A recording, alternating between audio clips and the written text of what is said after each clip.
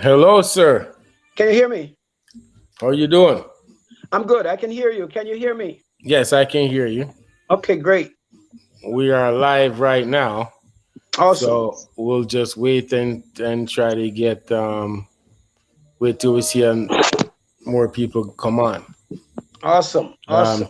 Al Archer is supposed to join us, so and maybe Paul Sayers. Okay. So we'll see how that goes. Hang on 1 second. Let me hmm it should work.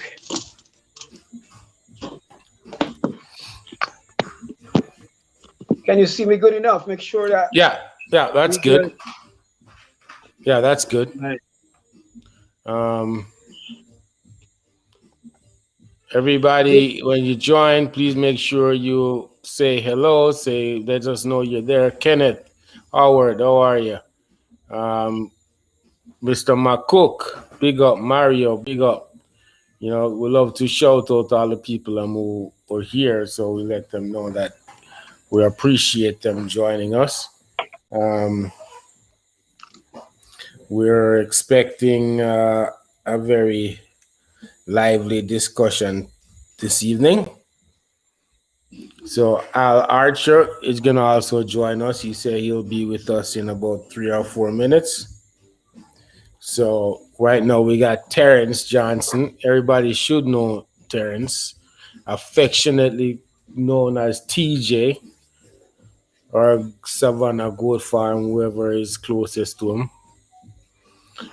Yes, or Benjamin. It's TJ. Him look different. Like him clean up, I'm the shave same up and one, cut man. him here and all kinds of fancy things. TJ, I'm depend. back in the gym working out. Got some. You got muscles now?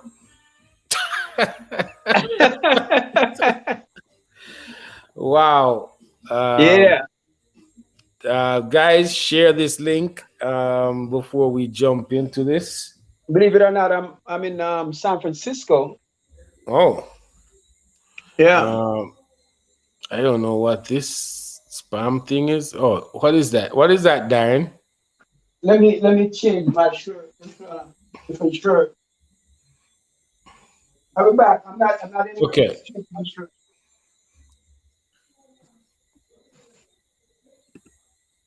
Darren, what is this you just paste in the thing?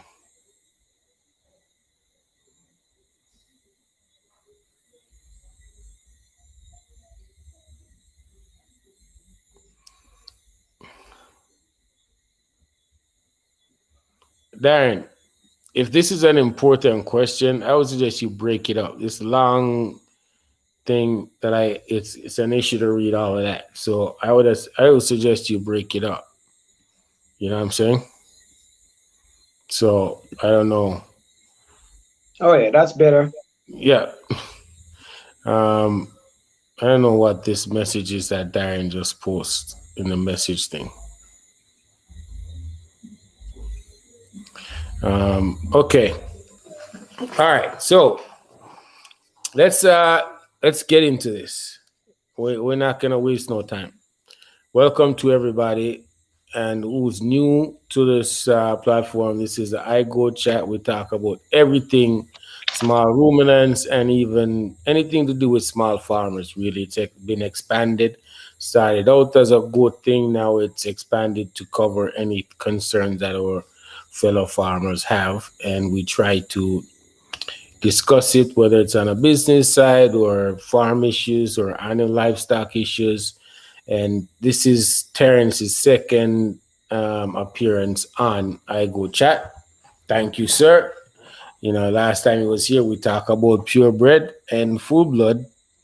And here we are again, Terrence, talking about purebred and full blood. So right How off have the we bat, progressed? yeah. And this is almost a year ago that we have this discussion. You're right. Yeah. So I'm gonna start this off with who's not aware or who been, off the radar for a while. So this show is gonna be committed to the issue of purebred or full blood, and if there is any of these things currently in Jamaica, and how do we prove it? This whole conversation and whole thing this week started from the president of the association, Mr. Bernard. And for full disclaimer, I invited Mr. Bernard to come on the show to have a discussion with us and to clarify the statement he made, which was, to paraphrase, there is no full blood animals in the country. Well, there's caveats and there's context to that statement. Personally, I would appreciate it if he had put that statement in context, because upon explaining what he meant to me personally on the phone, I understand it. However, the general public, younger farmers, new farmers, all these people just hear there's no full blood, and they've spent a lot of money purchasing such animals from farmers saying, oh, this is a full blood or this is purebred, whatever it is. Now, let's start with the terms full blood, purebred, and how they are applied in Jamaica, right? When I started Good Farm thing, my first 7 animals came from Terrence TJ, that's with us right now. Everybody that I've spoken to, there's 2 terminology they use, 2 terms: full blood, purebred. Purebred is Nubians. Full blood is Boer. So the highest you can get in Jamaica for a Nubian is a purebred Nubian. The highest you can get for a full blood for a Boer is a full blood Boer. Then there's the graded and various graded animals, F1, F2. Terrence and Sayers and them know the different levels. However, if you want the best, it's a full blood Boer. If you want the best Nubian, it's a purebred Nubian. Now, when this statement was made on video, then it created a lot of confusion, because people are like, hold on, we've been buying animals under the premise that they're full blood. People are saying we bought animals from Mr. Bernard himself and under the premise that they're full blood. So what happened here? Why did it change? And who's changing it and why is it being changed? Now let's start, TJ. Please define purebred and full blood as the technical side, the technical definition of it. Okay. All right. Let's start with full blood. Yeah. And it goes back to full blood is applied to, when it comes to goats, full blood is uniquely applied to boars. Okay. Every And why other is that? goat huh? Why is that?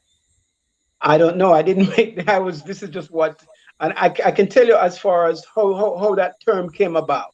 All other breeds, Nubian, Saanen, Alpine, the highest of purity is purebred. Okay. Right? In boars, for some reason, the highest of purity is full blood, but not every country refers to the highest of purity in boar as a full blood. As far as I know, that term came out of Australia because they got their first, they got their boars directly from the origin, South Africa, and they call them, so any offspring from those animals and subsequent offspring that could be traced back to those animals from South Africa were called full bloods. So that's the definition of full blood. It's an animal whose ancestry, all ancestors, can be traced back to South African boar. It's a boar animal. When the US got its animals, they came to Australia. So between Australia and New Zealand in the early 90s. So the boar hasn't been in the West for a long time. Yeah. So like mid 90s or so, that's when US got their boars, and Canada around the same time. And they got them from New Zealand and Australia, right? And so they adopted the same terminology that the Australian used, the full blood terminology, meaning Okay. so any offspring from those animals are called the full blood because their lineage could be traced back to um to those South African, providing there was and no kind of contamination from another breed in there. When you look at breeds like Nubians, look at the Nubian, for example, in America. How did the Nubians come in America? They came from England. Now, at that time, they didn't have the foresight to set up a breed society and a registry for the Nubians when they came in, like they did for the Boers from the origin. That's why they could call them full blood, because from the origin they were controlled so that only offspring from those that the original entered the registry. When the Nubians came to America, they were not controlled like that. And at some time after that, they're like, well, we need to start. So as a result of that, there was some contamination in the American Nubian herd. So at some time later, they say, let's set up a registry for Nubians. So that's when they decide to call the Nubians purebred. So they opened the registry, and animals who were entered into the registry were evaluated just based on the breed characteristics, be it length of ears, and to a lesser extent Roman, primarily length of ears, and then you have other secondary things like the leanness of the body, the height, and all that kind of stuff, and the milk production primarily, and another thing was the milk production. So they call them so that these animals were led in just based on looks, not based on any pedigree information, because any pedigree information that they would have come from the owner. And the owner would have, everybody have their own biases. So they just went on the spot evaluation. Okay. And So now, go ahead. Sorry. And they kept the herd book open for a while so that other animals could come in. And then after some time, they closed the herd book. Once the herd book was closed, the only animals that could be registered were offsprings from those that were in the registry. So only those were eligible for registration. And not all of them would be registered. So those who didn't meet the standard would be called. So that's when you start seeing breed improvement. And then the American purebred Nubians start to improve to the point where they can rival the Anglo-Nubian, which is the British Nubian. Okay, so let's talk about Jamaica. When did these terms start being used in Jamaica? When did people start referring to these animals as full blood and purebred? Well, we just adapted for the other animals like the Sanin and the Nubians. We just adapted the purebred terminology that everybody else used. For the Boer, we adapted because we're so close to America. And let's face it, America has a great influence on what we do in Jamaica. So as a result, and a lot of the Boers, some of them came out of Canada, quite a bit of the Boers, but I would think the most of the Boers that we got came out of America. Mm-hmm. So, and America is, so a lot of the semen that we get came out of America. Some come out of Canada as well. So it's America and Canada. So, and we're so close to America. So by default, I think we just adapted the American system of calling the highest level of purity full blood. So, but we are not in the situation of the Americans, where from the outset, they had the forethought and the experience to start a registry. We haven't done that. We're more in the situation where the Americans were in with the Nubians, where they came in without a registry to start. So has there been some contamination in the blood of our quote unquote full blood Boer? Absolutely. Because without that control, it's inevitable. Okay, so the question I have for you is, how do you feel about that statement? What is your honest opinion that there's no full blood in Jamaica? Yeah, like a blanket statement without context. How do you feel about it? I don't believe it's correct, but I don't think we need to spend a lot of time on the statement per se. No, I can't ignore the statement. I know, and I'll get back to it. Let me just say, I think what we need more than anything else, we can address the statement, but I think we need to spend more time on dealing with where are we now and where do we need to go from here. That would be my preferred approach. All right. That said, sorry. I do believe there are full-blood animals in Jamaica. The issue is, in most cases, if you have to provide irrefutable or evidence, most farmers is gonna struggle to do that, myself included. Mm-hmm. Okay. All right. So welcome, Mr. Archer. Al Archer has joined us, and we appreciate you being a part of this, sir. Sure, sure, Um, sure. okay, so TJ, back to what you're saying, right? Here's the thing that the statement, how the statement affects the likes of Mr. Archer, right? And the likes of whoever else have quote unquote purebred or full blood animals in the country. Without it being in context, it hurts these people's business. It hurts the potential for these people to even sell outside of the country if somebody sees that coming from the leader. And when I have a conversation about it with them, the problem, as I explained to him, is the context of it. As I explained to Paul, and see, Paul is quickly telling me to let go the statement, but this is about the statement, Paul. This is about the only reason we're having this discussion is because of that statement. That's the only reason we're having this discussion, because Mr. Farron had made it clear to us that it's hard to track these animals at this point, but he put it in context.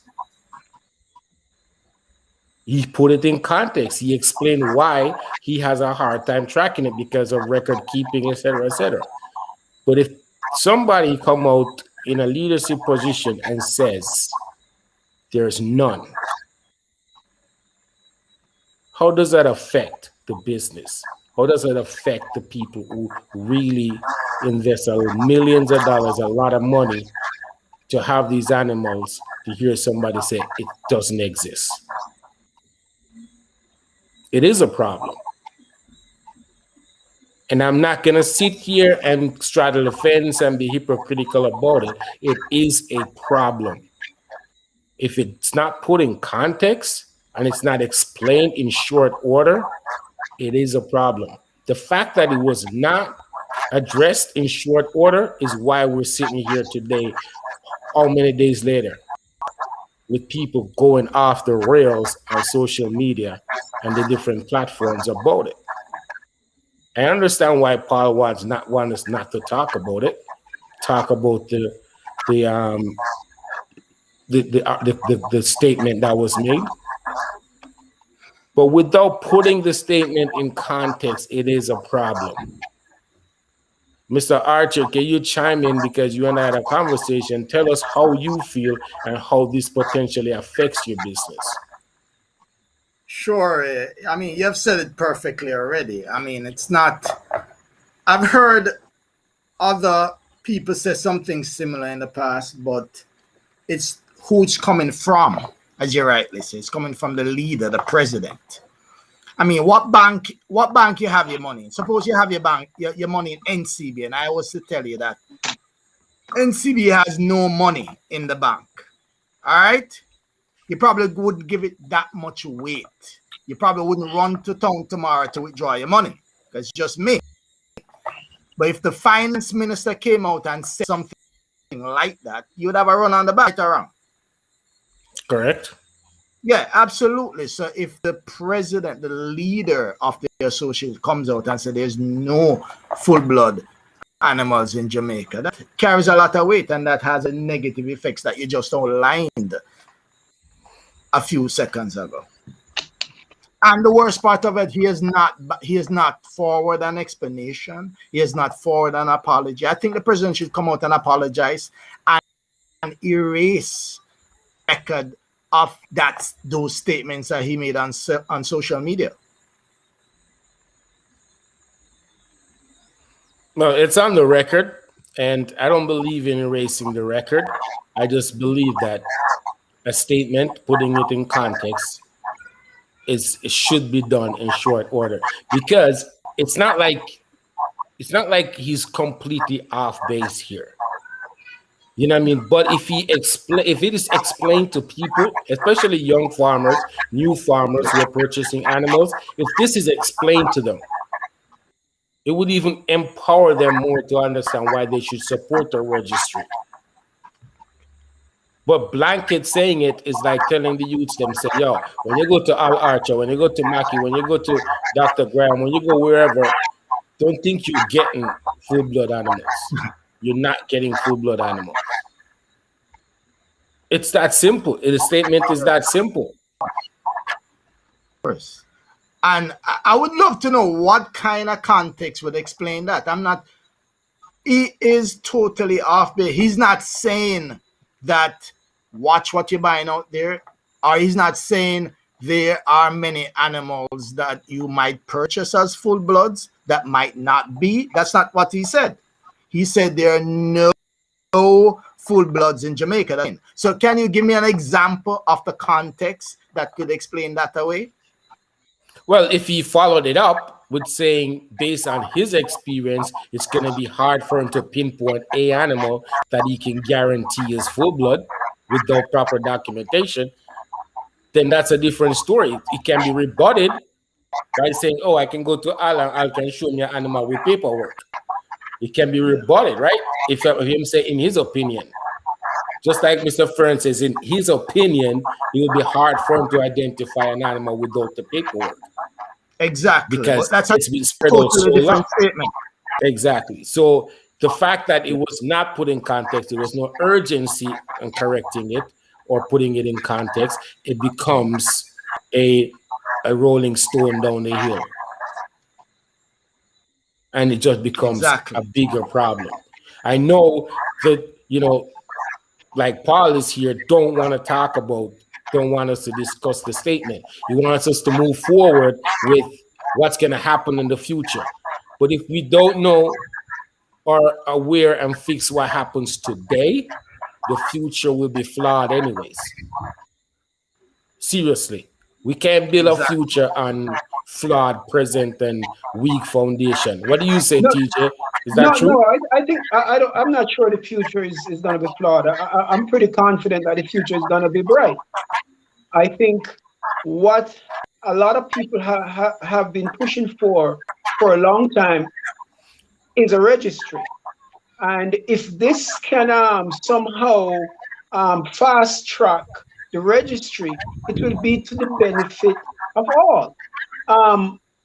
I had a conversation with the president too about it, and I expressed to him that he should make another statement.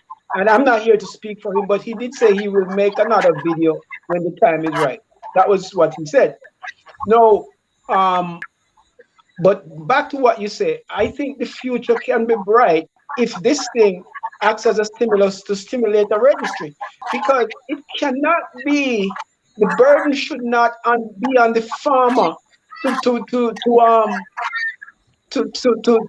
verify that the animal is full blood. It cannot work that way. It never works that way, because we know how that will work. You know what I'm saying? The burden should be on an independent entity to verify the pedigree of an animal. So a man come and say, because I can look at some animals and say, okay, this look like a full blood.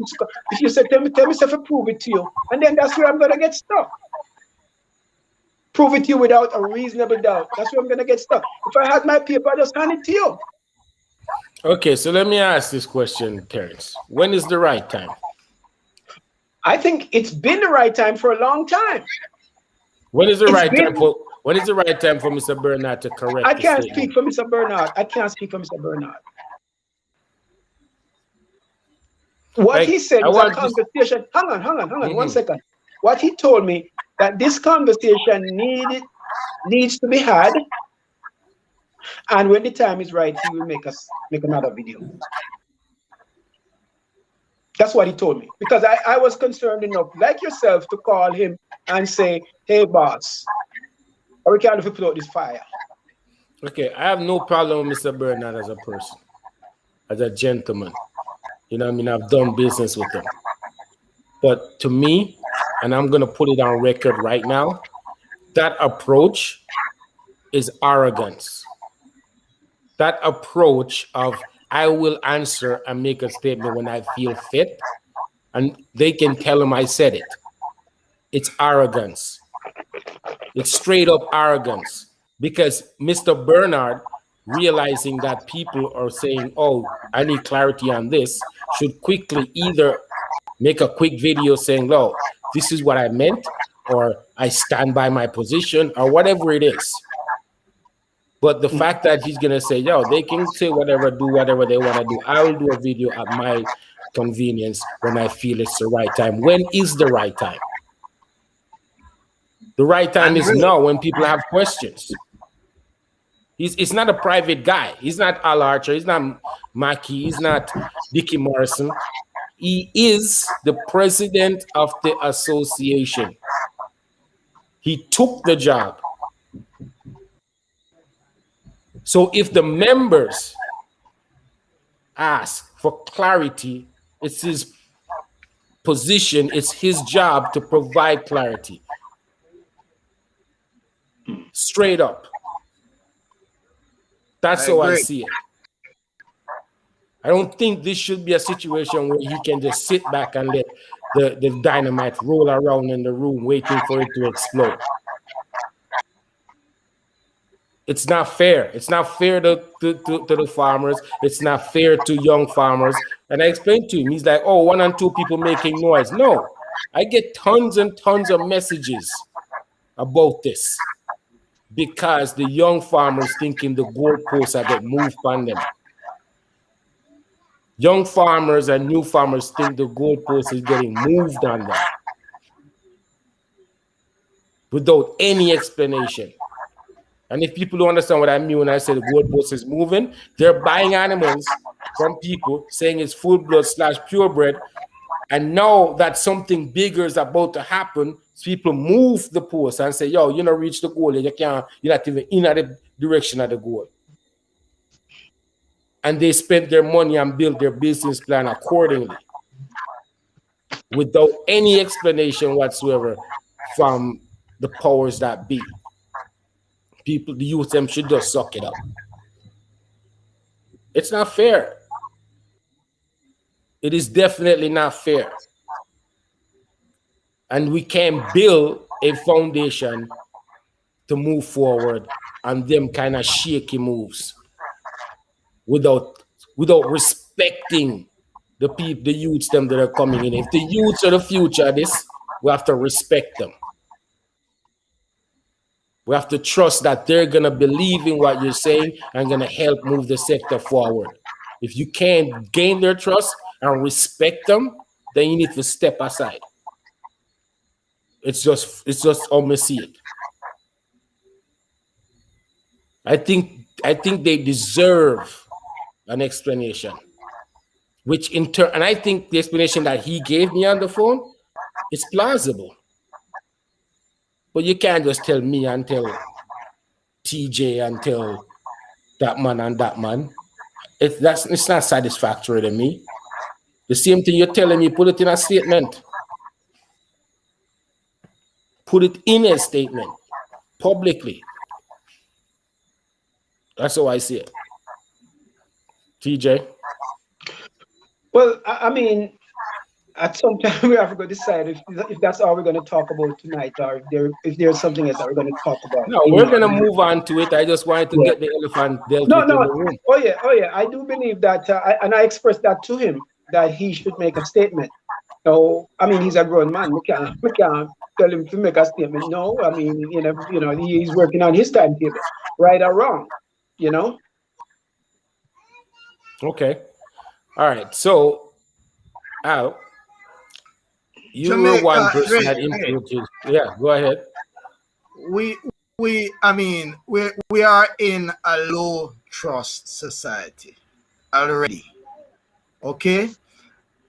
While we're talking about the fallout of the statement itself, there's another fallout of the delay in responding, the delay in explanation, a plausible explanation, the delay in creating the content.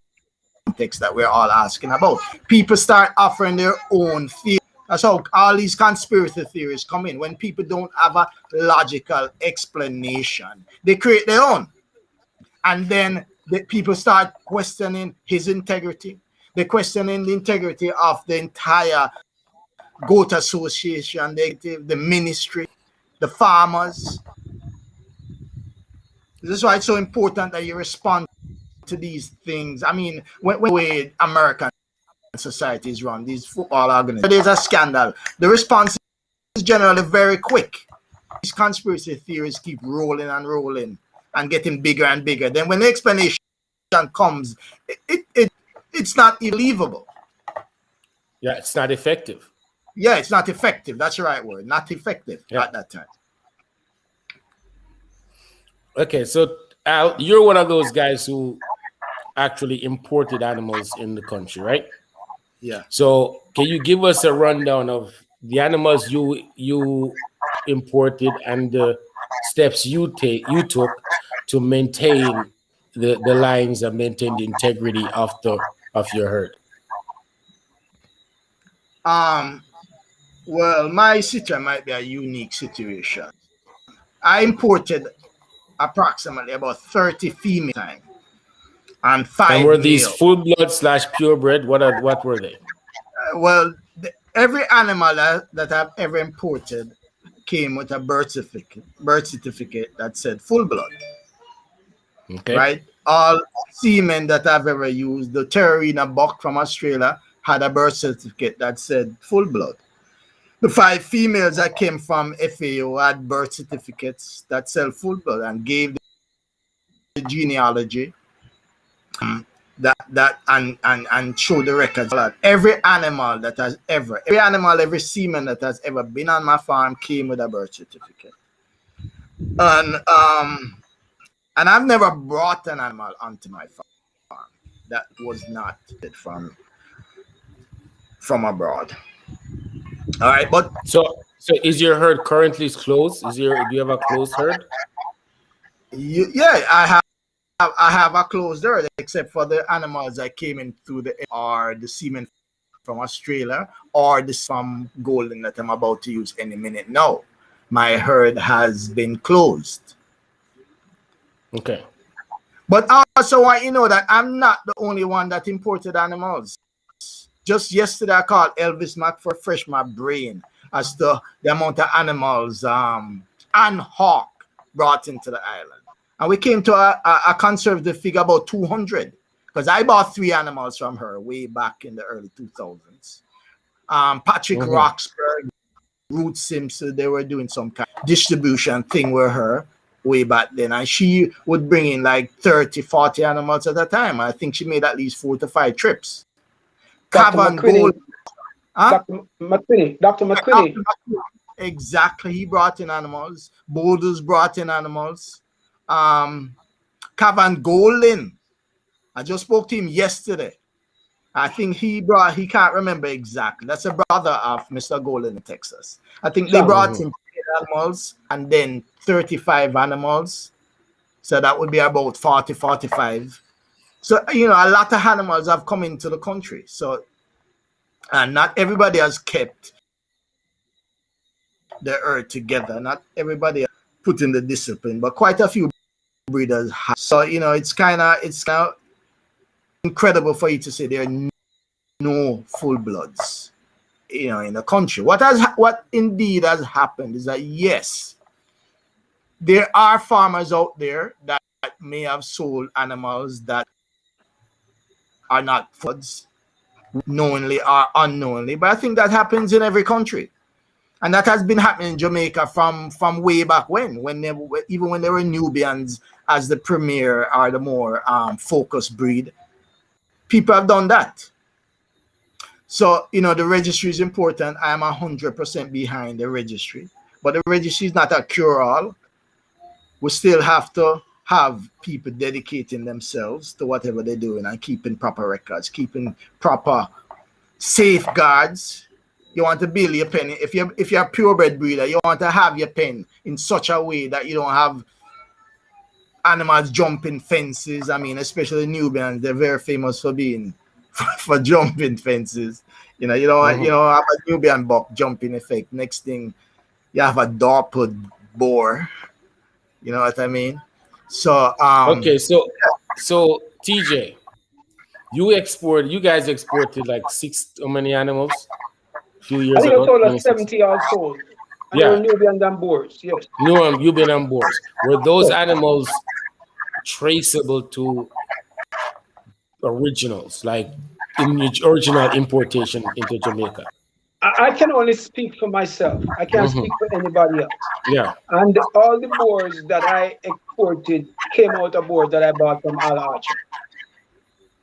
Okay, so this is the animals that you exported were animals that came from the Alarcha herd. Yes, Okay. yes. I might have had a couple other females, one I might have bought from Dicky or so, but when I had a lot of boars, 95+% of my boars came from Archer. Okay, so TJ, moving forward, how I'm sure you're in the conversation about the registry, right? Yes. You're in consultation or you're an advisor? What's your capacity? No. I don't have official capacity. I just run my mouth on that You just topic. you're on your mouth like me. Yeah. Well, I suppose we can do, right? Because the minor really call power for them.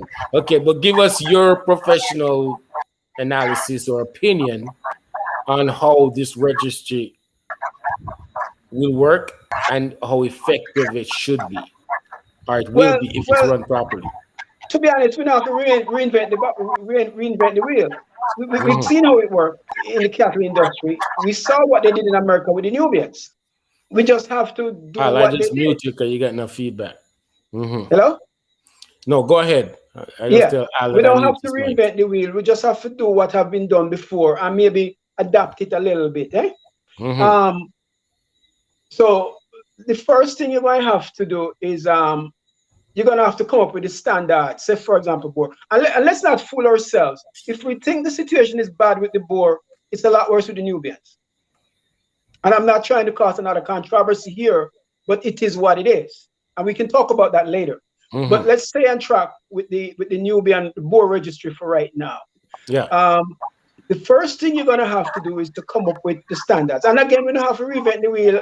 American Board Association have them, so and probably best for us to use the American, but that's not for me to decide. But you have all these associations that have the standards, and they don't vary much. The only variation you might find is color, where the American Board doesn't discriminate. The only color that the American Board Association discriminates against is a full white boar. But any other color is accepted, it can be registered in the American Board Association. South Africa is only the traditional white boar with the red head. That's in South Africa. So the standards are there. So once you have the standard, you're going to select your team, your appraisal team. You're going to go around. At this point, the best thing to do, in my opinion, is to do an on-the-spot appraisal. That has to be primary in terms of the standards where you set up. And yes, some full blood, some quote unquote full blood may not make it, and some graded might make it in. But that's where we are. And you can't fool it, that's where we are. So you do that on the spot appraisal, those animals enter into the registry. Okay? You keep the registry open for a period of time and allow the more hard to reach farmers to get their animal appraised and give them a chance to get their animal entered into the registry. After some period of time, you close the registry. And when the registry is closed, only offsprings of animal who is in the registry is eligible for registration. Doesn't mean they're going to be registered. If those who don't meet the criteria will not be entered. So then you have an automatic culling process that goes on. Or if AI comes in from a full blood, quote unquote, full blood animal and use, and then those our embryo comes in, or some other injection outside of the Jamaica, that is can be verified is of the status that whatever you call the animal is immaterial at the end of the day. I would simplify it if it was me and call it purebred. Because then you create that you remove that dichotomy. So you call the Nubian a purebred, the Boer a purebred, and it's that Canada don't use full blood, for example. No, they do, but it's flipped. They use it, but it's flipped. What do you say flipped? like in Canada, like Lynn explained it a couple weeks ago for us. In Yeah. Canada, a purebred is actually a full blood in the rest of the world, and a full blood is a purebred in the rest of the. Like Canada flipped it, and she don't know why it happened, but it Well, did. when I go on the Canadian Boer Goat Association, I just see purebred. And that we can. No, they Well, have two things. They have the purebred and they have non-traditional boars, which so that's where they put the dappled and the others. It's non-traditional, and the painted okay, boars. okay, It's all right, non-traditional. Yeah. okay. So so once we and then we close the herd book, and then Hmm. after some time of it's not for me to decide how long you're going to open the herd book. And it not written as stone. You can't say 2 years, and then when 2 years come, you say me open for another year or whatever, But you give people a chance, and once the herd book is closed, that's when you're going to start see herd improvement. When I say, when I'm not talking about Mr. Archer herd, because we know film herd improve because I'm doing him run a tight ship. But on a national scale, that's when you're gonna start see herd improvement, because that natural culling. Okay, this one him have one split bars. This one him him fine footed. That kind of thing, and you're gonna have that kind of culling. So not every animal that's born from that will be entered. So when somebody go buy a full blood and say wanting papers, he knows it up the thing up. But on the back end, we have to manage this thing because we're good at starting things and not manage it proper. Okay, so who's endorsing? Which international registry is endorsing what Jamaica is about to implement? I'm not sure you need anybody to endorse it. I mean, Canada, nobody never endorsed the Canadian thing. Nobody never endorsed the American thing. Who says that? As far as I know. Well, I'm As far pretty as my sure. research. I'm pretty sure somebody went in and make sure they're keeping the standards. I'm sure somebody went in and said, "Yo, the standards has to be. There's certain things that has to be accounted for when you're doing an appraisal." And here's the problem we have with that. And we could go that route. But the problem is we always look outside for solution. No, it's not a solution we're Let me looking let me for. finish. Let me If finish. you're Let me gonna finish. use somebody else's product, if you're gonna use somebody else's product, right, and have it as your own, and have your own version of it, then you should try to get as close to it as possible. So Jamaica can just decide what for them boar are gonna look like. Of course, America did it. America said my board is not gonna just be white with a brown head.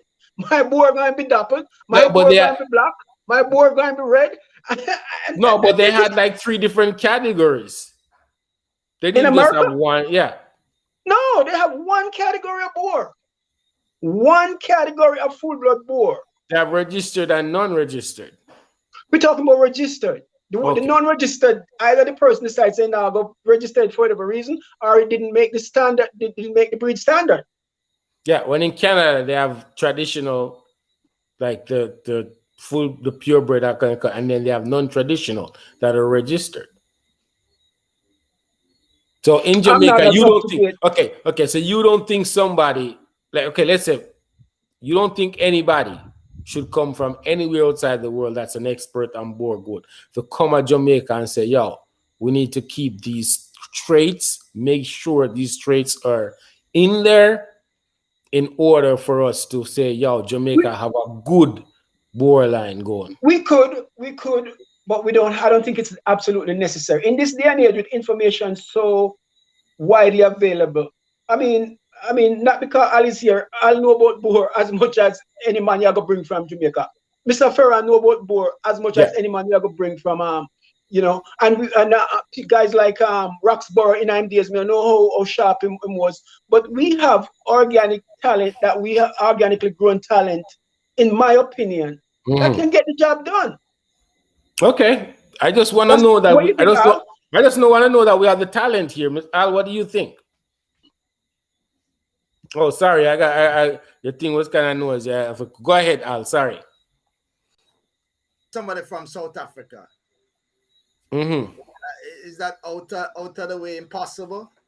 Maybe we could get from South Africa, but because the problem with the American standard, they're all over the place and they're generally geared towards show and display.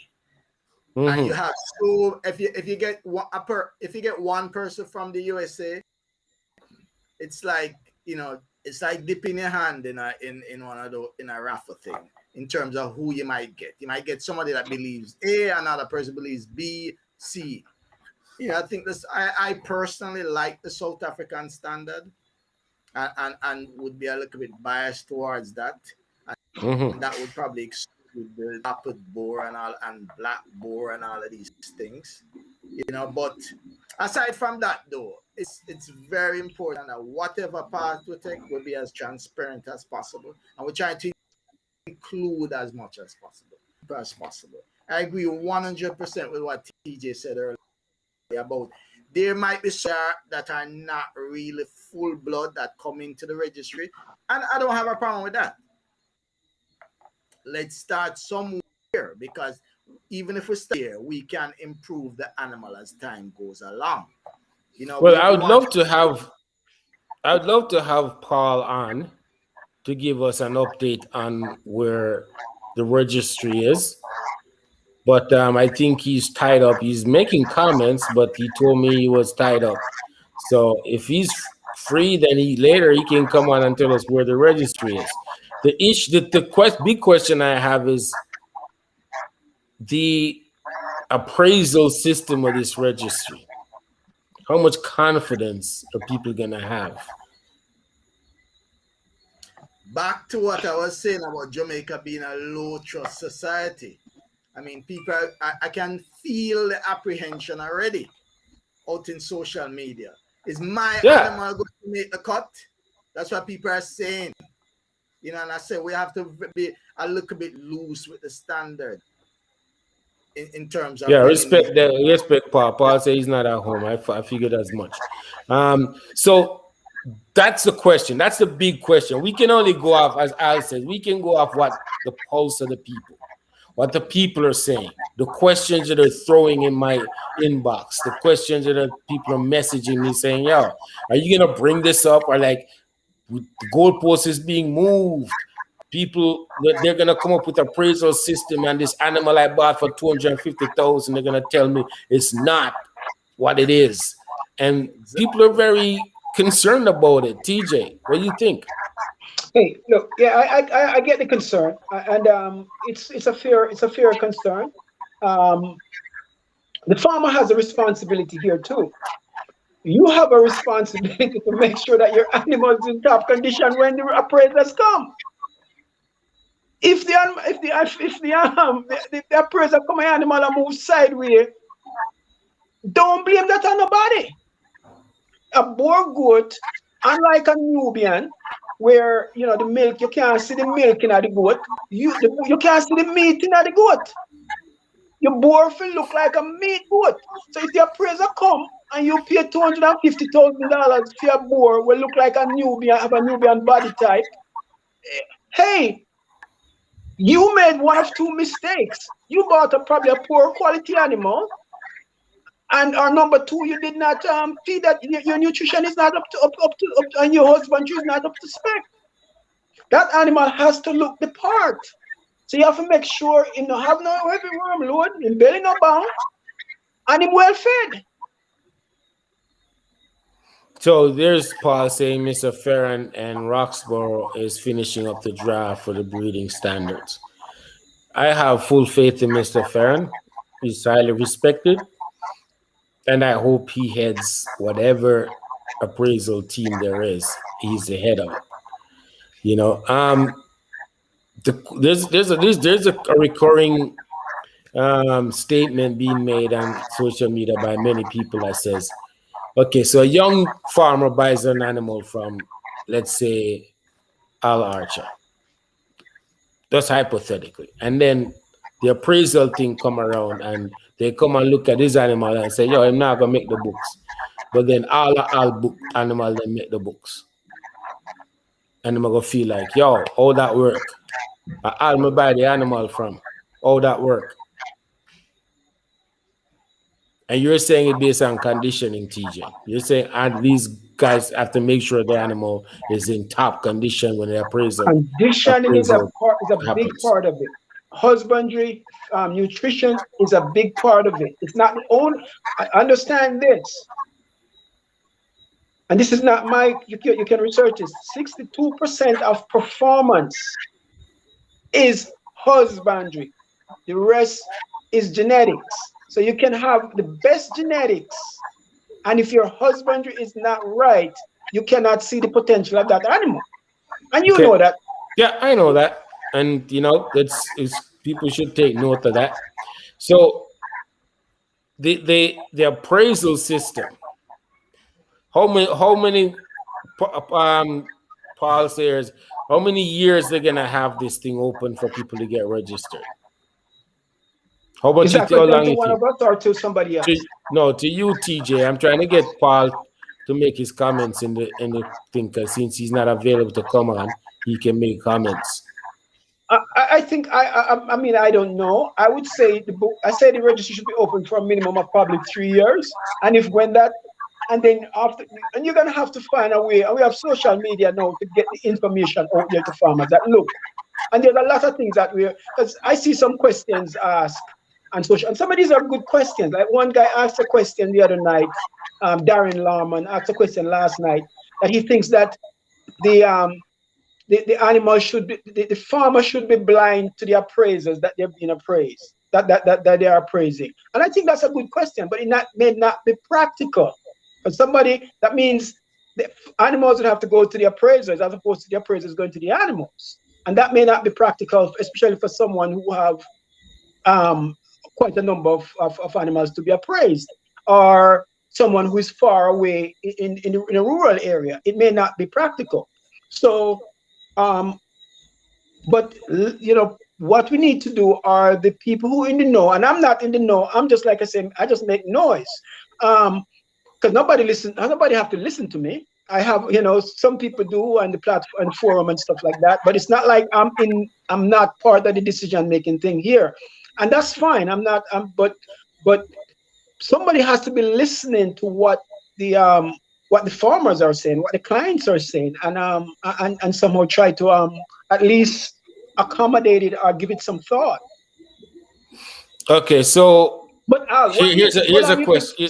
Sorry, Go ahead. could you ask Al the question about how long he thinks because I kind of rambled on there. How long he thinks the registry should be? Because I said a minimum of 3 years, but that's just coming off the top of my head, and then you could adjust it even I think it longer. should be. I think it should be 5 years.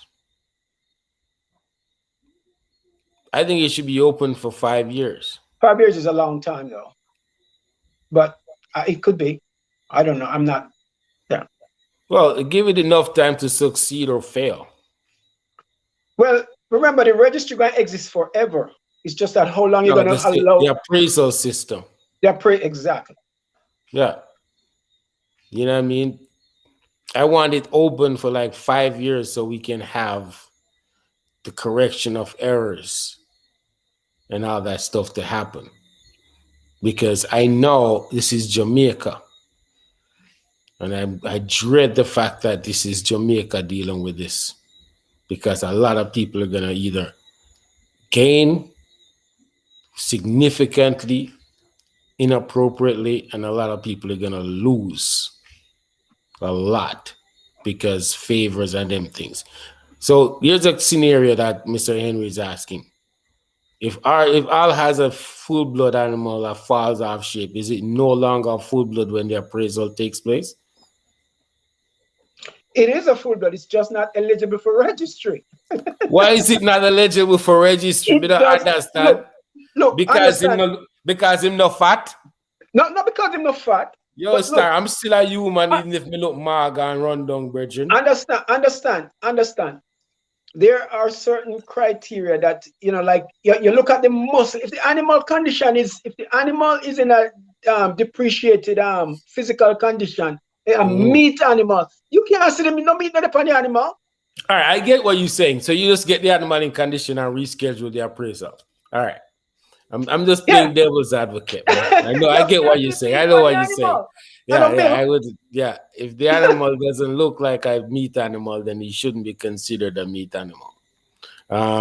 So here's another one from Andrew. DJ Doc, like I guess that Dr. Graham has initials tattooed in the ears.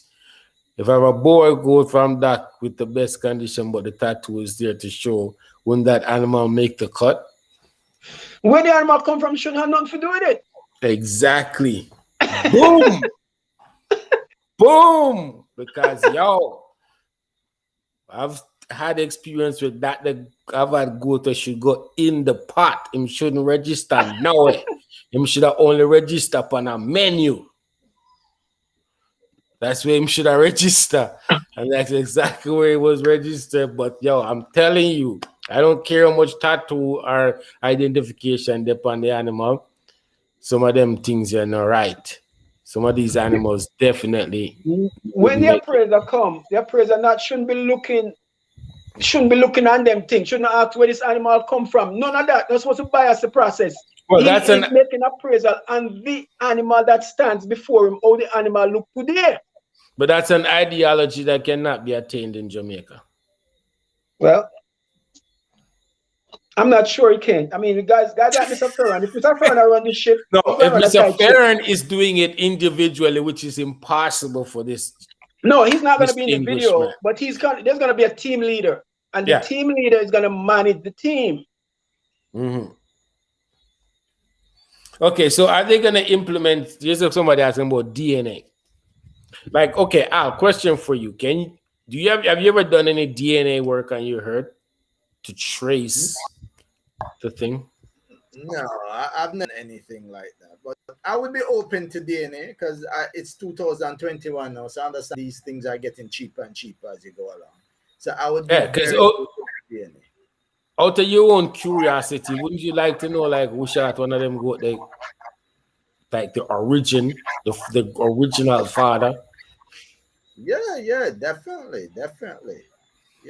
Yeah, I think it would be cool to know that it goes which part of South Africa or if it's Australia. I don't know where the origin is. But I assume they go right back to South Africa somehow. Yes, I'm assuming the same. Yeah, so Paul is saying the appraisal is going to be done by a team. So that's good to know. Now we just got to make sure we vet the team properly. Let me see. Anybody else have any questions for these distinguished gentlemen? So question, TJ. How does this affect the cost? For the price? Yeah. How does implementing a registry will affect the price, like the cost of animals? Mm-hmm. I think you will see an upward shift in the price of animals, to be honest, because I think people will have more confidence in what they're buying. You know what I mean? And because you're gonna have a higher quality animal, because it shouldn't be left to the farmer to decide which animal makes it to market as a quote unquote stud. It should be out of the farmer's hand, because all our bias. It should be out of our hands. And by having a registry, that takes it out of our hands. Now, if somebody decides, boy, they can't afford a registered animal, I'm going to buy an unregistered animal, that's on him. But going forward, if we want to take this industry to its potential, where we consistently export animals to, like, say, the rest of the Caribbean, for example, we're gonna have to have the birth certificate to get them, and then you can command high dollar. No, I strongly believe that. I strongly believe that. In the US, a top animal still sells for more than $50,000. Yeah, but the likes of Lynn Tate also says there's a lot of what we call graded animals performs better. Of course, performance is a whole different thing. Performance is a whole different thing. I mean, the performance of the animal is up to that animal. It has nothing to do with in breed.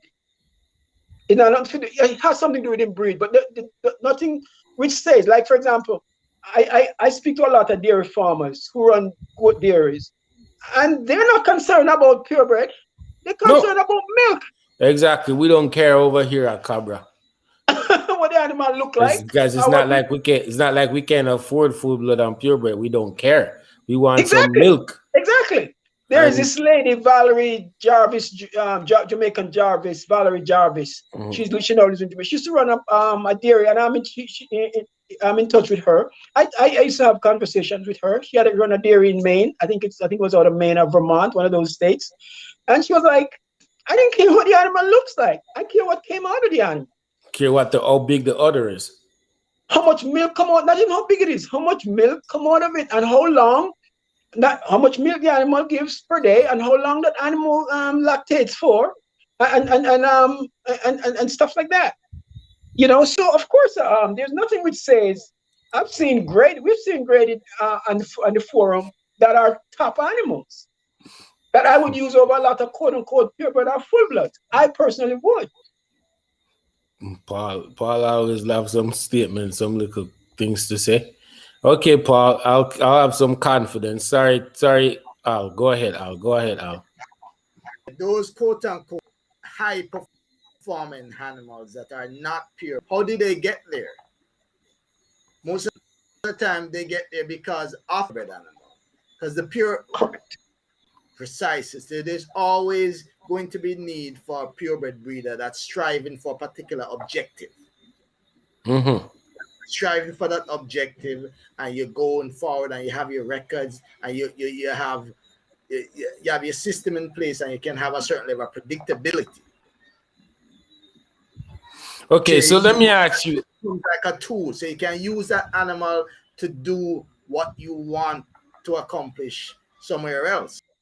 You can do the crossing, or you can use, but at least you're always going to have a need for purebred breeders that are striving for a particular objective. Okay, so I'll ask you. I'm gonna ask the question, and then Al, you can take it first, and TJ. In Jamaica right now, or moving forward in the Jamaica goat sector, do you think it's gonna be dominated by stock breeding, or it's gonna be value added in the terms of whether it's meat or goat milk products? Because meat can be value added, whether it's pre-seasoned or choice cuts or whatever it is. So do you think moving forward the market's gonna be more stock breeding animals for stock, or it's gonna be value added goat products? Al? Let me be clear. One of the reasons, even though I'm a purebred boar breeder, one of the reasons I'm on the forum, on the Facebook pages, and I'm sharing what I'm doing, we have to build a value added sector. We have to build a meat sector, because that's a foundation. That's customers. Mm-hmm. But where are you going to get your customers from? That customer base. If a value added sector doesn't exist, the purebred breeders don't have a customer base. That has to be the dominant era. I think right now, why the purebred section, the breed section of the industry seems to be on the forefront. I mean, the prices are higher. Somebody goes and starts a goat farm. I mean, it's only natural. People are not stupid. I mean, you start a farm, you want to maximize your farm income. So if you can raise selling for 150,000, that's what people are going to gravitate to. Everybody is going to last in that sector, but that's only natural. And the next thing that fuels the goat industry too is emotion. Are people just like pretty animals sometimes? That's the Demby culture. That's the Demby culture. That is the Demby culture. Not necessarily, Not necessarily. The American dream. I read an article one time. I spoke to the American dream versus the Jamaican dream. American dream is the 2-car garage and vacation to wherever, right? And sometimes the Jamaican dream is to have a look at 5-acre plot with your animals and you're at peace and you bring back memories of the countryside. A lot of people want that dream. You know, they want to have some goats in the backyard. They want to have the goats looking good. They want to look at the kids running up and down. So a lot of time that right now, that's probably the fuel for the goat industry right now, because we don't have a formalized market. We don't have a formalized channel to the market like say chicken and pigs. So what has been sustaining the industry? A lot of it is emotion. A lot of it is people's desire to have a look at farm.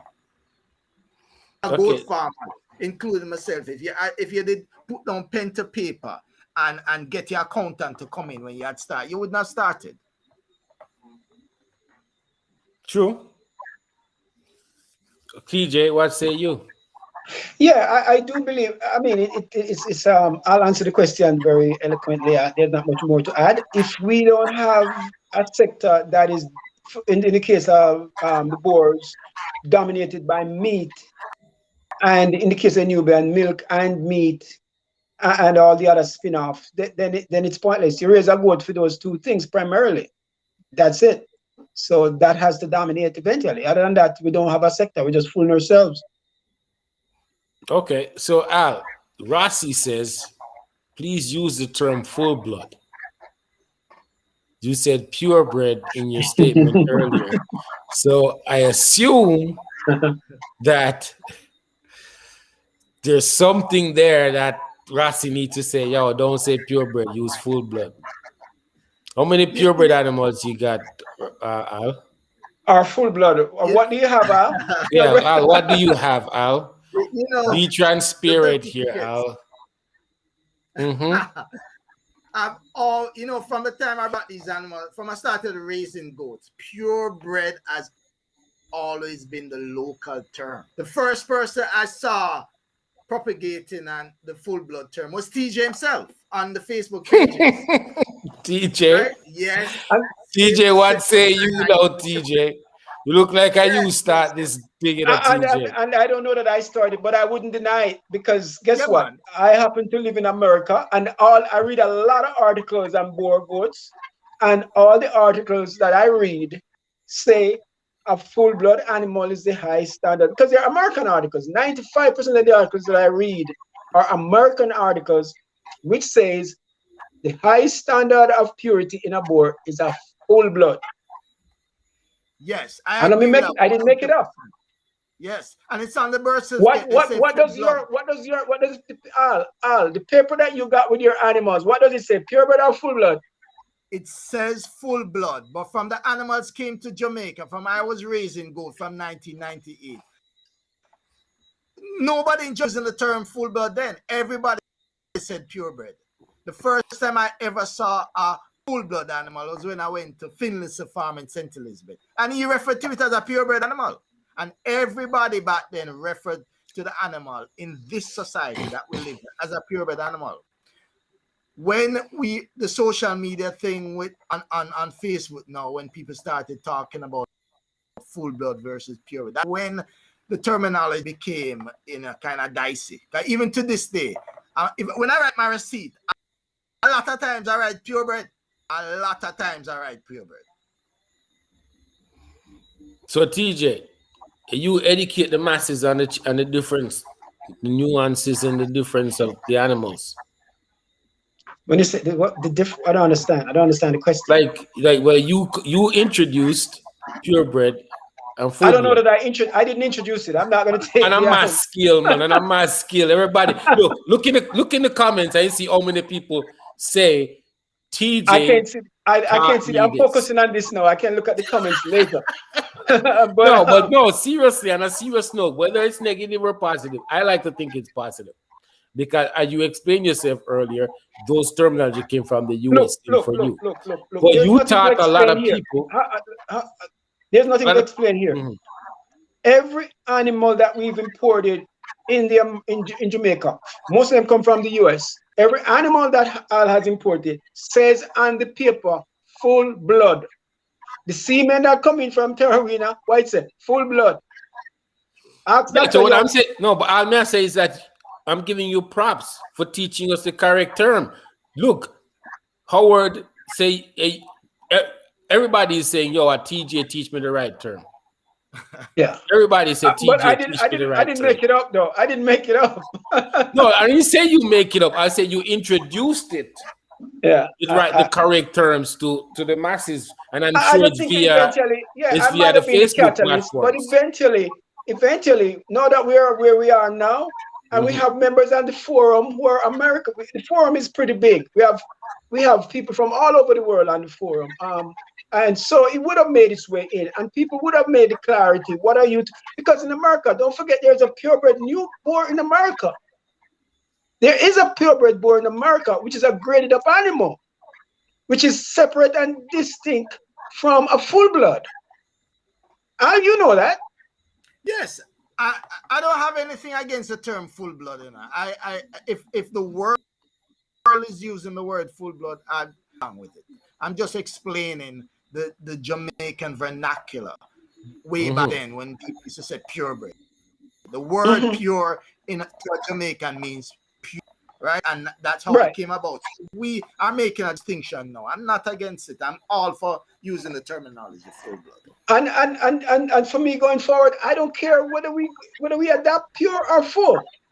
I personally think it would be simpler if we adapt pure, because then you don't have Nubian pure and more full.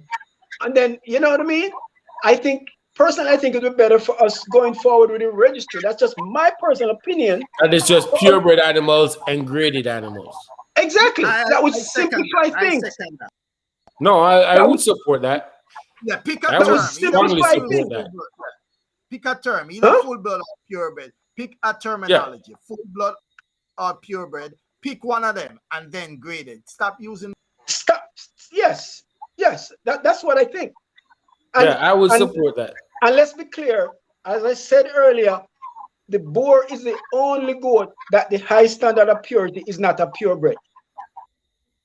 And is that because they can track it to a origin? That's what I think. Or they just want it to be different. It could just be that, because they had this nice animal. Because let's face it, the boar just don't look like any other goat.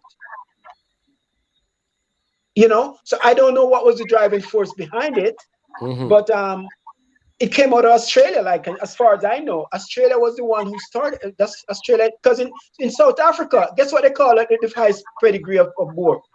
A boar goat. Then they call it purebred.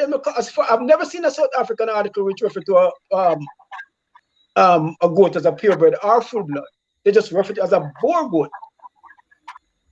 Okay. And if the goat doesn't have this certain trace, then it's not a boar. And in South Africa, it's just based, they just inspect the goat.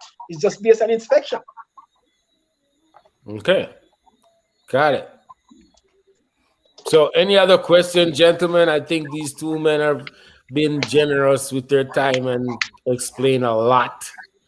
And we get the elephant out the room and think about what we need to do in the future so we can avoid such blunders moving forward. You know, I think that the sector deserve that.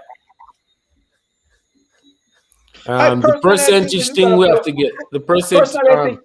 Go ahead, personally, I think the president should come out and make a statement. I think that goes without saying. That's just my opinion. But I think this will, like anything else, will blow over, and I don't think a year from now it's gonna hurt anybody's pocketbook in a material way. That's just my opinion. I don't believe that, but I'm not gonna jump into that today. But I don't believe that, because when you hold a position, hopefully we're a year from now we can revisit it. Yeah, because when you're in a position of leadership and authority, things always come back. People always circle it back. And it may come back to Archer, it may come back to TJ when a man want to export or buy a goat from you, and I say, yo, but your boss or your head, the leader say, I know, so it go. Hopefully a year from now we'll have a registry in place, or get ready to at least get in place, and we can move on. But I hope so. Let's be honest, we cannot progress as a country in the goat business without some kind of independent registry. I fully agree with you. We need a registry. How it's implemented and applied, it's up to the smarter people. Them. We're not that smart. We only know how to implement goat business, goat operation and production system.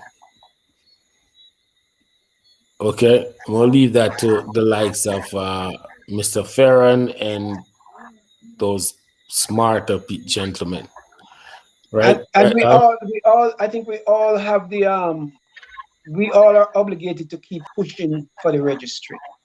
We should all keep pushing for it.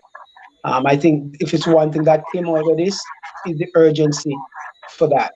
If that's one good thing that have come out of this is the urgency to implement a registry so we can start doing this the proper way. And I think we just keep pushing for it. A lot of people have been pushing for it for a long time. Yeah, here's a quick a nice little statement. We can have purebred natives or whatever in that registry. So far, we've just been having a discussion about Boer, but if you're talking about, obviously, you have to go do the same thing for Nubian. Yo, Archer, why you fighting against natives, man? Why you fighting against the natives? I mean that's just ridiculous. How are you gonna have a purebred? What a native goat is going to be a composition of a lot of goats, tagging birds. Just like the Boer or the Nubian, for that matter. There are only few goats. No, Jamaica. Yeah, but Jamaica native has a distinct look. You cannot dispute that. Yes, they do. You cannot dispute that. They look like a Saanen to me, or an Alpine. Most of them look like Saanen or Alpine. Alpines, yeah, with most of them have yeah. That's how they look. There's no standard apart from that. And the ears. I mean, Alpine the again. Ears. Alpine Saanen. Alpine Saanen ears. Most goats in the world have that ear. You have to go through a lot of selective breeding. I mean, sometimes maybe the long ears is not even natural. You have to go through a lot of selective breeding to get that long ears.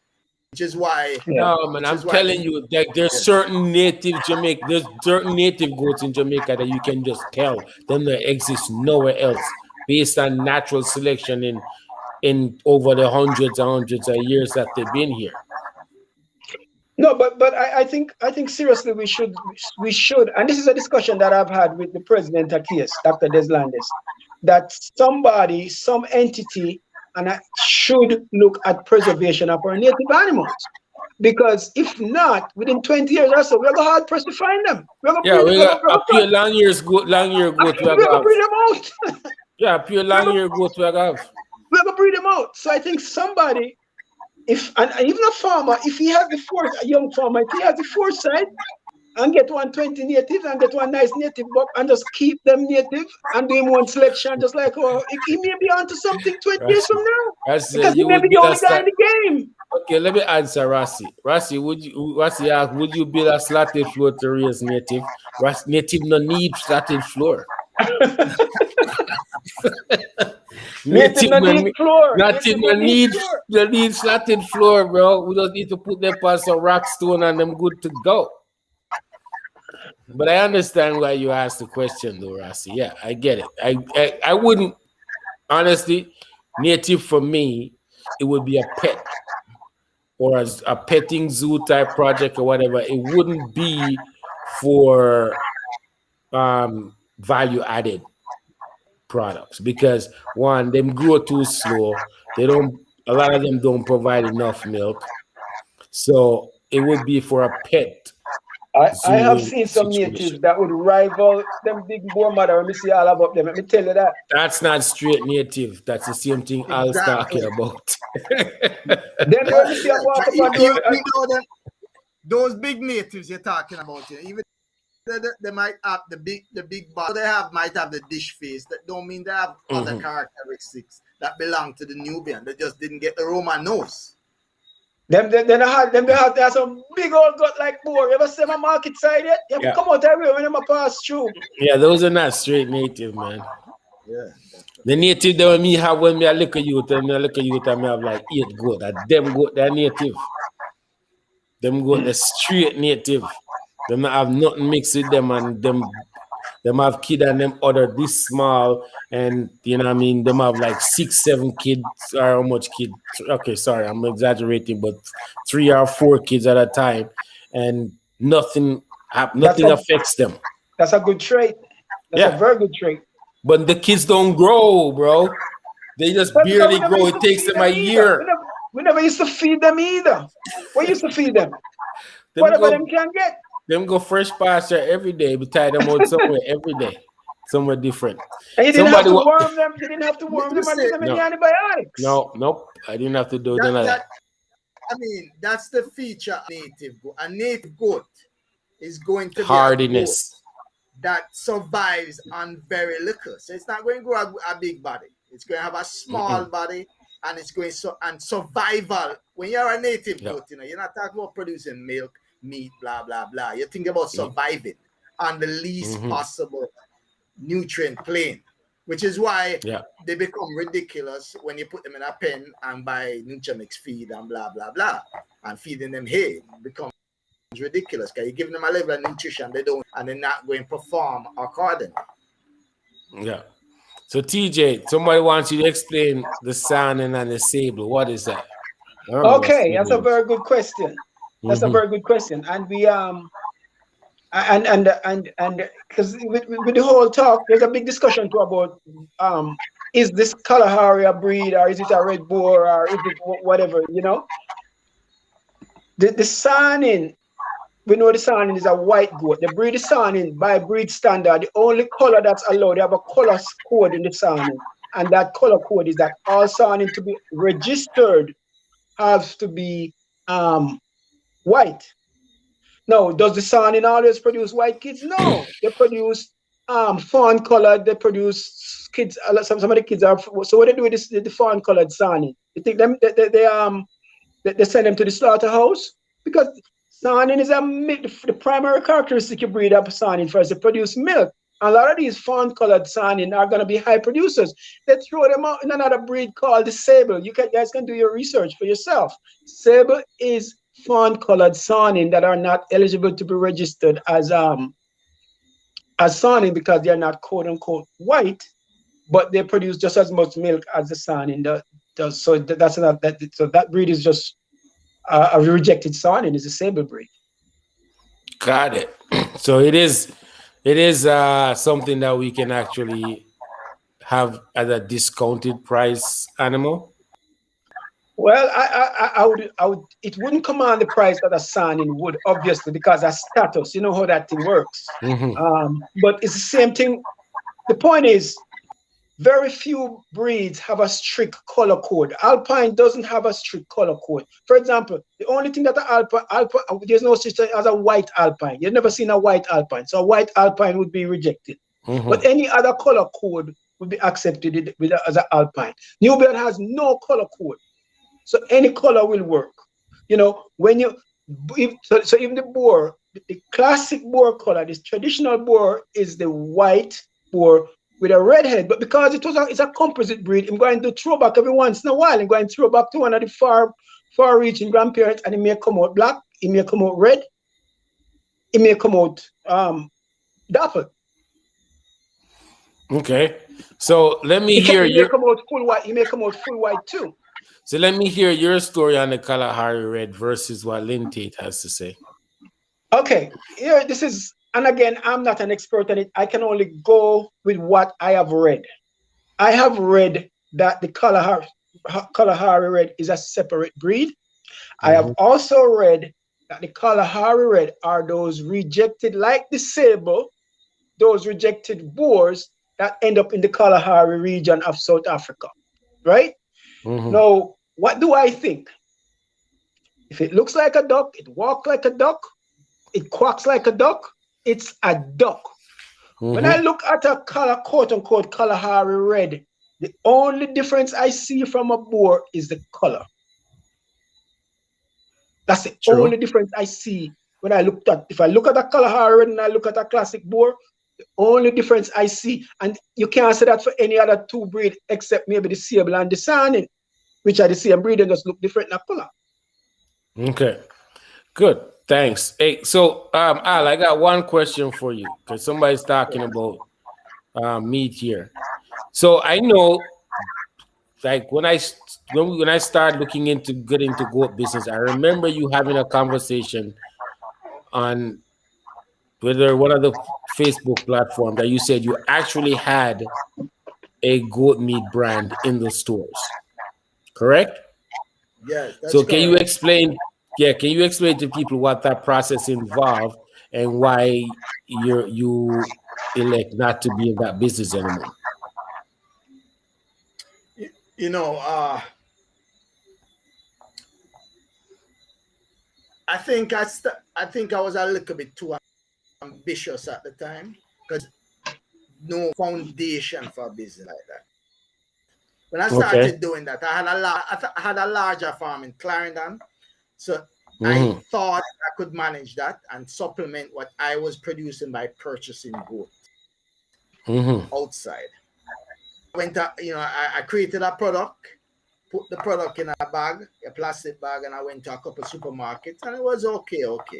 Anyway, I ended up in Price Mart eventually, and the product took off unbelievably.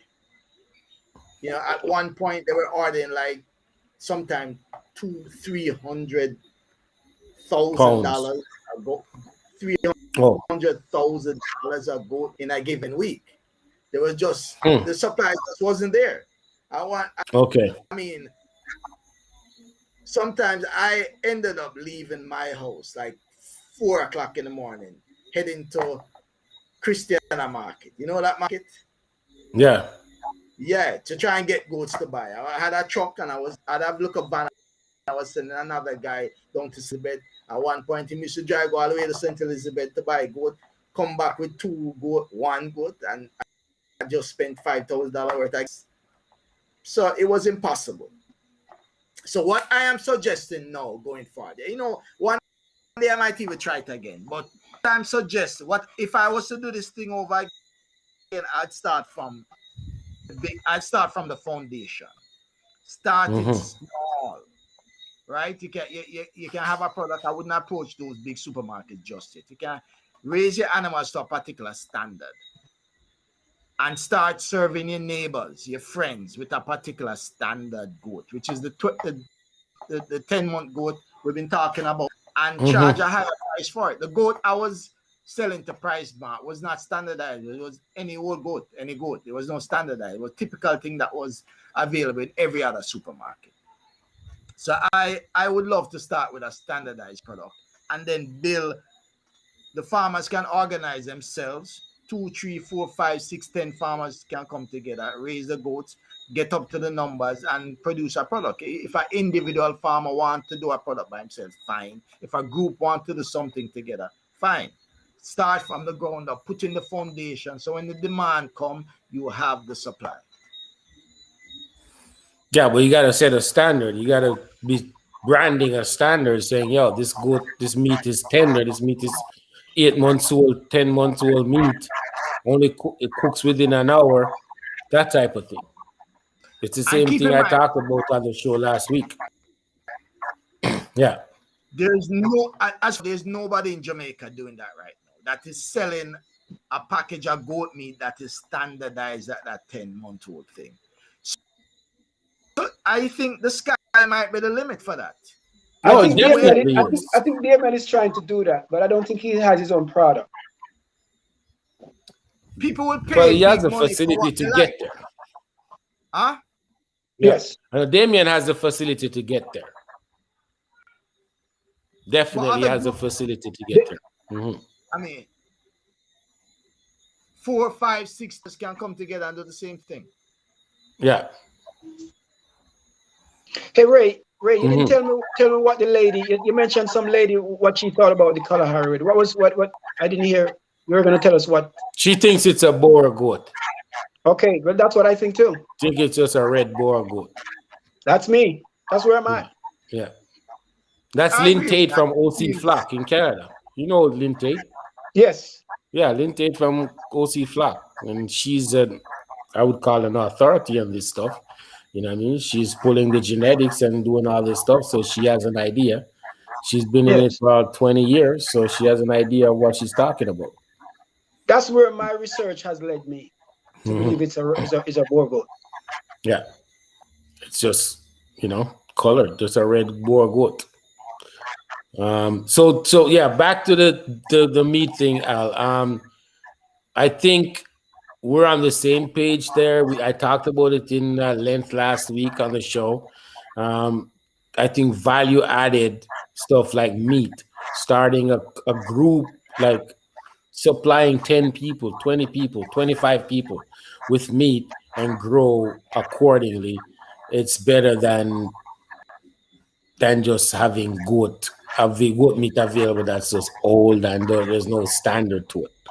You got to start branding and promoting the value and how the quality in the product. You know what I mean? Not just any goat that get butchered and Absolutely. them things. Yeah. I No, think that's the no, best way forward. when you don't have a stance, when people start comparing product against the fine gold coming in, they say, "Oh, here's $10. How come there and there's a Mhm. $6?" When you have a standard, you can set the price. You can Yeah. find the people who appreciate your Get product, it. and they will pay for it. Don't be Yep. surprised if you have a goat like that. Your animal can probably go down to roaming and half health. It's true. Even Mhm. even with the boning, I know Americans don't necessarily used to the boning meat, but Mhm. once, I mean, they're in Jamaica, so they can probably get used to our culture. I don't think they necessarily have a lamb-like cuts. You can still eat Mhm. a traditional curry goat, but it is a tender meat that is delicious and soft. And even though the boar might not smell so rank, but Americans might love the not rankness. It's So once you true. have that standardized, yeah. Once you have that standardized product, your product can go to a higher level market, come on a higher price. The sky's the Yeah. limit I because think it doesn't exist. I think these hybrid highly graded boar bucks and them, like, yo, there's a lot of meat on these animals. A lot of meat at 8, 10 months, Absolutely. 11 months. They're prime meat animals. Like, the meat is tender. They got this massive rear end that you can make a rump roast out of. You can do all kinds of stuff with them. You know what I mean? Absolutely. And I plus, you yeah, can do all the value added stuff too. You can get yeah. into ready to cook. You You can get know, ground meat out of it. You can get, trust me, we butchered a full blood goat over here. We did a purebred and we did a full blood. And the amount of meat we get from it is ridiculous. yeah. Crazy ridiculous. You know what I mean? The amount of ground meat we get from that animal. We did a whole back leg on the grill. It's ridiculous. Like, we got to get into those things and start marketing that kind of stuff. You know, it's dying to slaughter at 10 months or younger. I think in 8 to 10 months, 11 months is the sweet spot. It's more the weight. I think it's Yeah, more the it's worth weight. the wait, but I don't I want to think you go should over try a to get year. an 80-pound animal, somewhere like a 70 to 80 pound animal. Yes. What do Yeah. you think, Al? Yeah. I mean, I would um I would defer to the probably the age. You don't, I just say you don't want to go over 11 months. You want to keep it to the Yeah. 10 months thing, whatever the animal weighs. I mean, Yes. once you have them in good body condition, I mean, even if the animal weighs, could be a smaller animal weighing less, but Mhm. as long as the condition of the body is good, there's meat there. You're not Yes. Meat. Yeah. skinny. There's meat about the animal is in condition. You make it standardized about that 10 months, because once you brand a product, the whole idea of branding is that you're making a promise to the customer. You're making a promise that the product you bought last week, you're going to get the same thing this week, Similar. Yeah. the Hmm. same thing next week. Next week. Quality That's what you're paying assurance. Quality assurance. for. Quality Yeah. That's assurance. what you're paying for. Hmm. Yes, so And I you think pick a that's age, yeah, and stick to it. Yeah, I think that's the way moving forward. And I mean, I last week I mentioned, a couple of days ago, I mentioned Darren that the approach of watching the import bill is flawed. Develop a business, develop a diverse business, and just be prepared that when if the government for some reason give you an incentive, you are ready to go. We can't wait for them to figure out how they're gonna deal with the import bill. No, we just start develop a business and develop a market and supply our market with what we the product we have, and it would eventually happen. Because if people can get quality meat right here delivered to them, like no, it's all about convenience for these for customers, So you put a box together with meat, what I mean, a flatter egg, some fresh vegetables, the CSA model as a small farmer, and just build it out from there. Scale it accordingly. There's a lot of money because trust me, those uptown people like Al don't want to go to the market, right, Al? Yeah, absolutely. Yeah, Yeah. you want to get that product. You want a Spanish song I living on. Anyway, you want to Yeah. get that product in general food, get that product in La Shushan. You want to go down to the Mhm. North Coast, get that product inside the hut. When people come to Jamaica, they don't they don't necessarily want lamb chops. I mean, they'll eat it because they can't get lamb chops back in Fine. States. Yeah. They want Mhm. to see what are you guys in Jamaica eating. Here's a plate of curry goat. But you don't want to give them cardboard feet. Yeah. When them just because Jamaican. You want to give them something that tastes good, that tastes pleasant, that tastes tender. Their bones still in it like how we traditionally eat it. And the hotels are Yes. always looking for new stuff to present, new local stuff to present to the people who want to have the Jamaican experience. Curry goat and rice. Okay, Darren is saying we can't have a meat industry without large acreage of fodder. We need 10 large hair farm. You I want think to that's take that? I think that's another discussion, but that's relevant. But I think it's another discussion. What do you say, Al? Um, yeah. I mean, we need hay. We definitely need hay. I mean, but you have to be careful with the hay. It is expensive. That cannot be the foundation of your feed. Hay emergency feed. When if you have too much rain, you can't go because you have no rain, not outside. You draw for the hay. You have to use a judicious. Because you can burn your pocket. You have to be producing forage on your farm. So, but we need hay. We need more hay because we need more emergency. Because right now today as we're speaking, get a bale of hay. You can't get it. You can't have that situation there. You need more farms producing hay, the borders or dairy board or whoever. You need more people going into business. I'm proposing that the government set up some farms all over the place, like Portland, St. Elizabeth, St. Catherine, and make these forages available at cost or at small profit. Whether or not, if you're in a wet area and you can't produce hay, produce silage and bag it up. If you're in a nice dry place like St. Elizabeth, St. Catherine, Clarendon, produce hay and bale it. In that form, in bags or hay in the bale, you can transport that all over the place. You can carry it to your farm and store it, and don't use it until you run out of feed. True. True. We're an example of that. I still got maybe 20 bags of silage sitting there, and I need to make silage know that the grass is in abundance. So I Yeah. need to call some people to deal with that. But yeah, I agree with that statement. You got to store when it's in abundance. Yeah. I also believe that it's depending on where you are, because right now pretty much all the hair production is done in like Clarendon or St. Catherine or somewhere like that.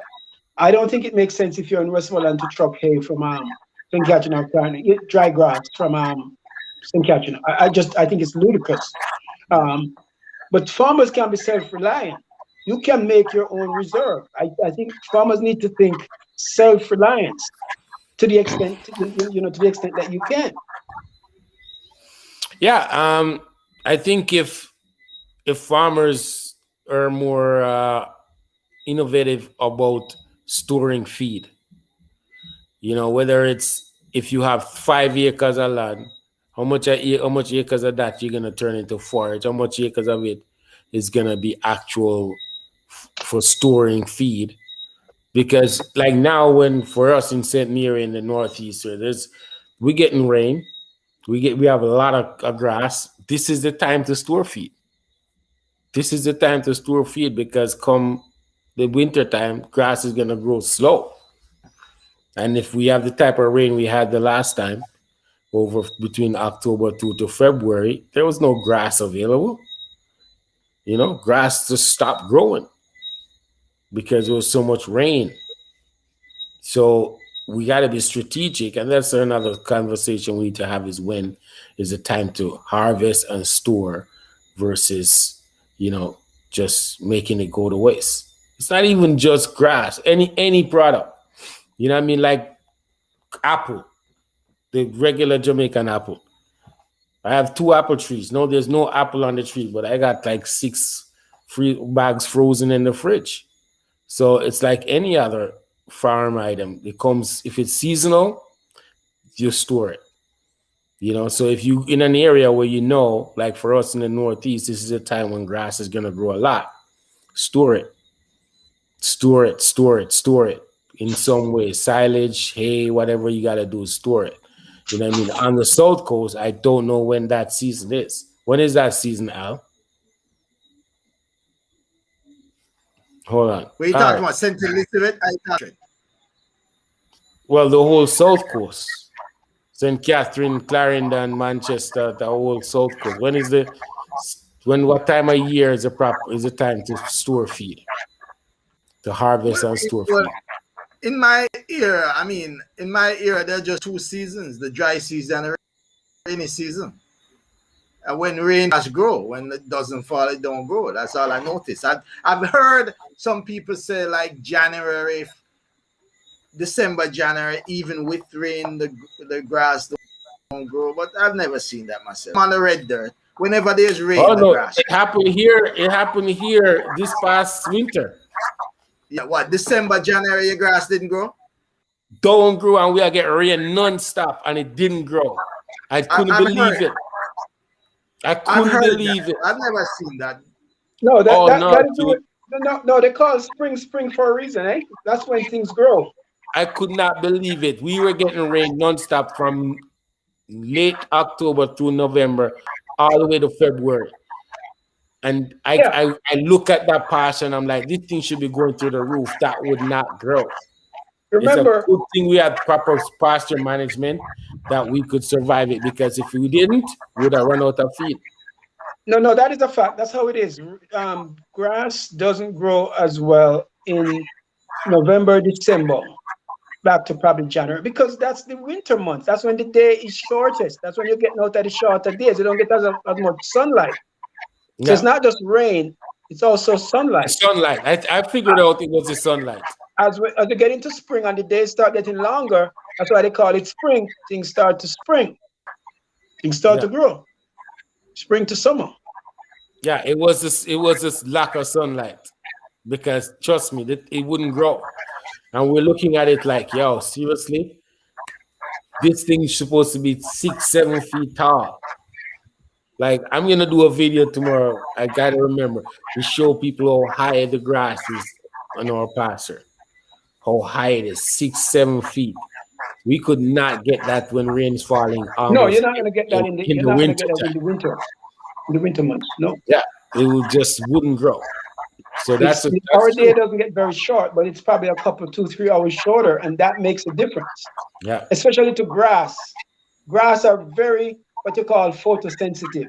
That's Mm-hmm. why they only plant corn, which is a grass, in the when you have a lot of sunshine, Yeah. because it Right. need Right that through the that summer. it need that daylight hours. It need a certain amount of sunshine hours over its lifetime for it to produce. Yeah. Grasses So are like that. yeah, so here we experienced that the last winter, and so we have to be prepared for it the next time around. And the thing is, because the winter before that, I wasn't here on the ground. So I didn't see it and analyze it myself. But this time around, I could see it and I understand how it works now. So it's good. So, any other question, folks? Because I think it's time for me to let these gentlemen get on with their evening. Yeah, we've been here almost 2 hours. I Yes. know, I know, I know. You know, Mr. TJ's in San Fran, so he's trying to touch street. I don't know about that, but it's all good. So I guess there's no other questions. So thank you, gentlemen. Thank you, Al, and thanks, TJ, and also Paul Sears for chiming in remotely. He was trying to be on if he was home early enough, but he couldn't. But I appreciate him, making his comments and chiming in. And thank you guys for being a part of this. And for what it's worth, anybody have any closing statements that they want to make before we close this out? I think there is some good that can come out of this, and let's all work together. At the end of the day, we have different views, but at the end of the day, we're on the same team, and we should express those different views to the with constraints, so to speak. And that's part of what makes this thing dynamic. Especially like on the forum, we have a quarrel and we fight to see how things go on the forum. But at the same time, don't forget, don't throw out the baby with the bathwater. Okay. Al, anything? Yeah, I mean, sometimes good comes out of bad. I mean, one of the thing I'd like to see, apart from the registry coming on stream, I think what's happening now is going to put more urgency to that. Yeah. And I'm sure, I mean, the registry have been agenda before, and it's on the agenda now. I'm pretty sure it's not getting off until it's done this time, right, TJ? Yeah, right. Right? Mr. Yeah, Yes. we're gonna be pushing it. Yep. Yeah.